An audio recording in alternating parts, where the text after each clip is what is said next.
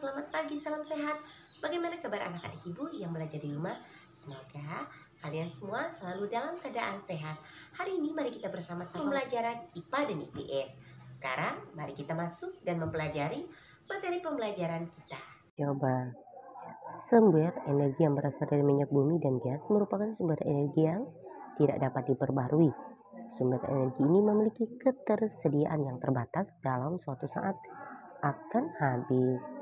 Manusia memerlukan sumber energi lain atau energi alternatif untuk memenuhi kebutuhannya. Sumber energi alternatif berasal dari sumber energi yang dapat diperbarui, contohnya sinar matahari, angin, air, panas bumi, gelombang laut, dan juga bio.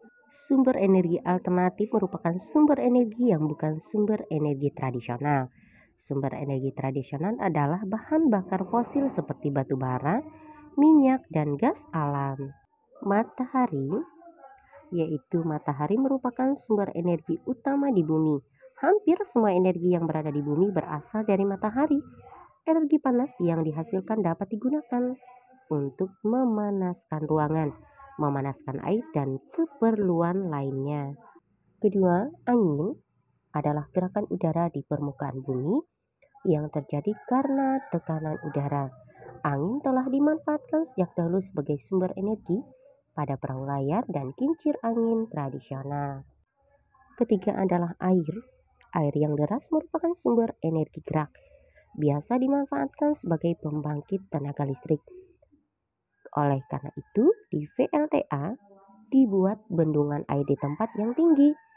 Air yang di bendung tersebut kemudian dialirkan menurun sehingga akan mengalir seperti air terjun yang deras. Berikutnya adalah panas bumi atau energi geotermal, merupakan energi yang berasal dari panas yang disimpan di bawah permukaan bumi.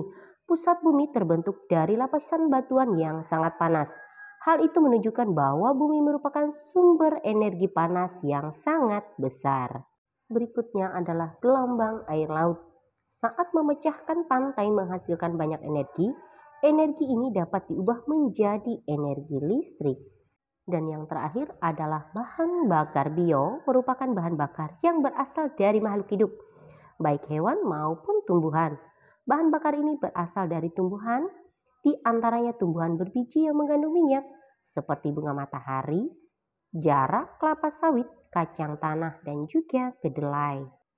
Bahan bakar tersebut dikenal sebagai biodiesel, dapat digunakan untuk menggantikan solar. Di antaranya ada singkong, ubi, jagung, sagu dapat diubah menjadi bioetanol. Nah, bioetanol ini dapat menggantikan bensin ataupun premium. Bahan bakar bio juga dapat berasal dari kotoran ternak. Ya, bahan bakar tersebut dikenal sebagai biogas. Kotoran ternak yang ada dimasukkan ke dalam ruang bawah tanah atau lubang. Selain itu, bahan bakar ini dapat juga dimanfaatkan untuk bahan bakar kendaraan bermotor. Indonesia memiliki sumber daya alam yang juga dapat digunakan sebagai sumber energi alternatif. Tumbuhan ini dapat menghasilkan bahan bakar untuk kendaraan. Contohnya adalah yaitu minyak jarak, mulai dikenal sebagai sumber energi alternatif biodiesel. Dihasilkan dari minyak yang diperoleh dari biji tanaman jarak yang banyak tumbuh di daerah tropis seperti di Indonesia. Minyak jarak dari biji tanaman pagar ini mempunyai potensi untuk dikembangkan sebagai tanaman penghasil minyak pengganti bahan bakar minyak bumi karena memiliki beberapa keunggulan. Salah satu keunggulan minyak jarak adalah tanaman ini mudah dibudidayakan sehingga dapat menjamin ketersediaan bahan mentahnya. Proses pengolahannya cukup sederhana sehingga mudah dilakukan oleh masyarakat umum, tidak memerlukan teknologi yang tinggi sehingga biaya investasinya terbilang sangat mudah atau sangat murah. Minyak jarak ini juga dimanfaatkan untuk minyak rambut dan minyak pijat. Kemasan minyak jarak dibuat lebih praktis sehingga mempermudah penggunaannya. Minyak ini dapat ditemui di pasar-pasar modern atau di warung. Pemanfaatan minyak jarak ini telah diberikan atau memberikan kesempatan yang lebih baik dalam bidang pekerjaan. Saat penanaman pohon jarak sampai panen dibutuhkan tenaga, begitu pula saat tanaman diolah menjadi minyak tentunya membutuhkan para ahli untuk membuatnya. Belum lagi kemasan yang menarik, pasti membutuhkan tangan-tangan yang terampil untuk mengemasnya. Pemanfaatan tanaman minyak ini banyak, selain berdampak positif tentunya juga ada yang memberikan dampak kurang menguntungkan bagi masyarakat. Setiap hari kita memanfaatkan sumber daya alam sebagai makanan pokok. Salah satunya yaitu adalah singkong. Mari kita cari tahu tentang singkong. Ayo kita mengamati, apakah kamu mengetahui berbagai jenis makanan lain yang terbuat dari singkong di lingkungan tempat tinggalmu seperti pada gambar. Nah, Indonesia merupakan daerah tropis yang kaya akan hasil sumber daya alam. Salah satunya adalah singkong yang mempunyai potensi besar untuk dikembangkan. Merupakan sumber kalori pangan yang murah, singkong dikonsumsi sebagai salah satu makanan pokok oleh masyarakat. Singkong juga merupakan makanan yang kaya karbohidrat. Terdapat kandungan gizi seperti protein, vitamin C, kalsium, fosfor, kalori, lemak, zat besi, dan vitamin B1 pada singkong. Dengan berbagai kandungan gizi yang terdapat pada singkong, maka singkong baik untuk kita konsumsi. Nah, ubi singkong juga merupakan sumber energi yang kaya serat dan karbohidrat, namun miskin protein. Sumber protein justru terdapat pada daun singkong. Hampir semua bagian pohon singkong bisa dimanfaatkan, mulai dari umbinya hingga daunnya. Umbi singkong biasanya dapat diambil dagingnya saja untuk digoreng atau direbus, serta dijadikan tepung tapioka. Bagian daunnya bisa dijadikan sebagai sayuran dan bagian daun dan kulit bisa dijadikan sebagai makanan ternak. Singkong dapat digunakan sebagai sumber karbohidrat di samping beras.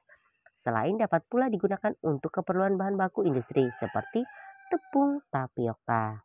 Di sekitar kita pun banyak sekali makanan yang diolah dari singkong. Misalnya keripik singkong, kombro, misro, getok, tape, donat, dan lain-lain.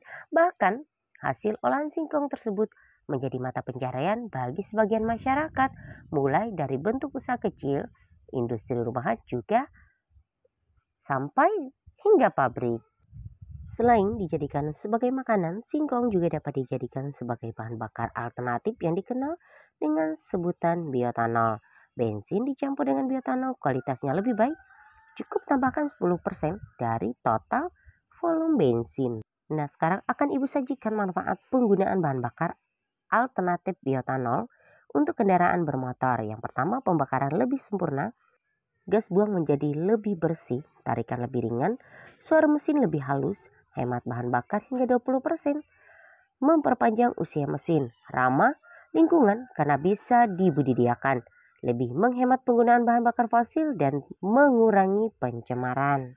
Selain singkong, sumber bioetanol lainnya dapat berupa ubi jalar, tebu, jagung, sorghum biji, sorghum manis, sagu, aren, nipah, lontar, kelapa, dan juga padi. Sumber bioetanol yang cukup potensial dikembangkan di Indonesia adalah singkong.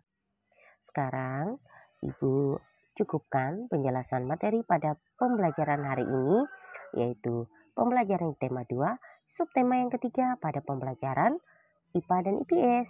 Sampai bertemu pada materi pembelajaran berikutnya di tema selanjutnya.